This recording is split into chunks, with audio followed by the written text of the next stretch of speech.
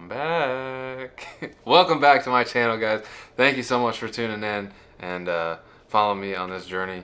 I know it's been a long one, especially back when I started the Ironman videos and then did the Ironman, and then 2 years later posted the actual Ironman video.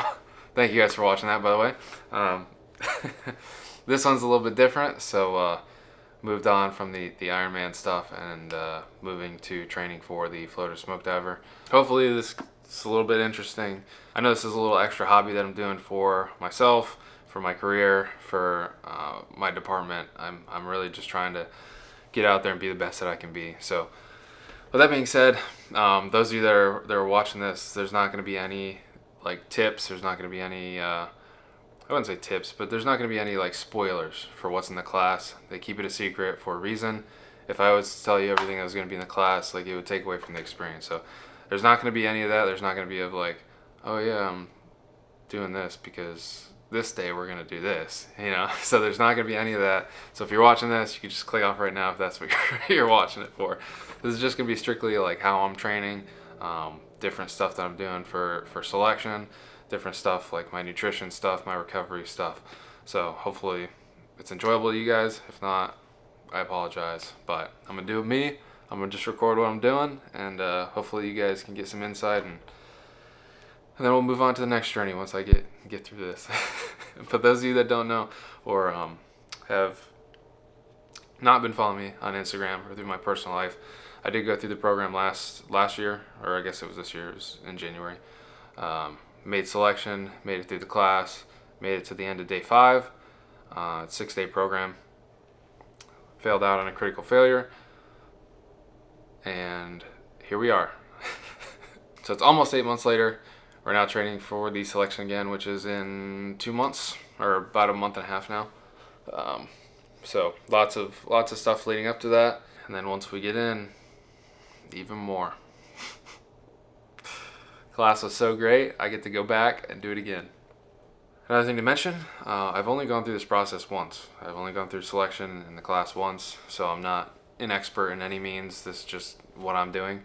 Right now I'm training heavily, obviously, for selection, because if you don't pass selection, then you don't even get in the class. So I think a lot of people kind of focus on just gear workouts often, like 3 to 5 gear workouts every week, but then they lose their performance for the selection. So specifically training for selection, once that gets through and in a few months, then I will kind of dive back down on the push-ups and sit-ups portion, and I'll be able to incorporate more gear workouts and stuff like that in replace of that type of workout. Another thing I wanted to mention before we get into all these videos is how my training is going. Giving a brief like overview of how my week is going, and honestly it's probably less than a lot of you are thinking, and I don't really know how much comparatively of last year, how much difference it is, because I'm taking recovery a lot differently. I'm doing a lot more recovery now than I did last year. A lot of my workouts last year were just kind of me being burnt out. Too many. My hardest thing was recovery. So last year my recovery was not as great. That's always been the hardest thing for me, is just like actually taking time off, because I'm one that'll just go every single day and I'll feel like crap, but I'll still go and do it, which is not what you want to do.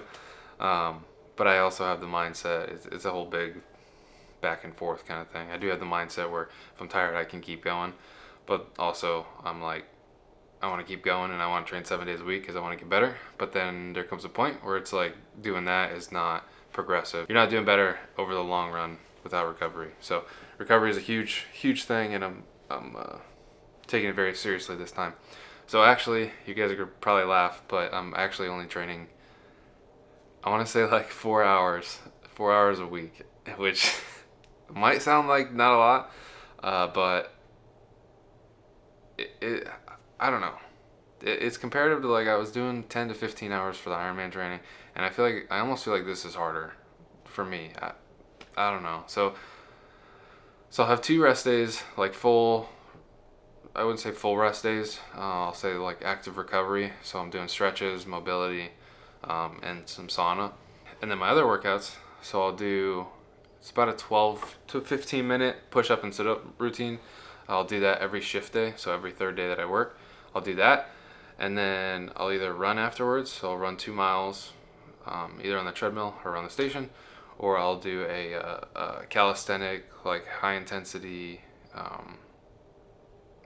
training of incorporating, a lot of different body movements: push-ups, sit-ups, squats, mountain climbers, jumping jacks, pull-ups, up downs, burpees, flutter kicks, planks, and I've been progressively doing it slick, which is just shorts and t-shirt, and then with a blast mask. So I got my SCBA mask with a blast mask that constricts the air. If you guys haven't heard of it, it's actually a really good piece. It's kind of expensive. I think it's like $80 to $100 or something, but I think it's definitely worth it.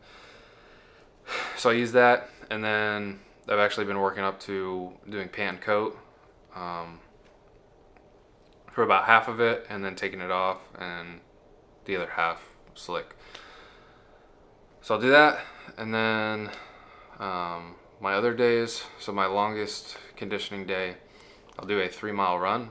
So just a regular, that's my long run, it's 3 miles. You'll see, because I have a lot of running injuries. So we'll get into that and do into a different video.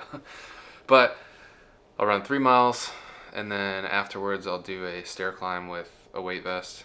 I'll just do a 9/11 stair climb up and down with a 30-pound weight vest, and then progressively over the next few months I'll just keep increasing that to being on gear. Because for me, I'll probably mention in another video, like I said, all my running injuries and stuff, shin splints, runner's knee. It's a lot easier for me to get zone 2 cardio in a different way other than running.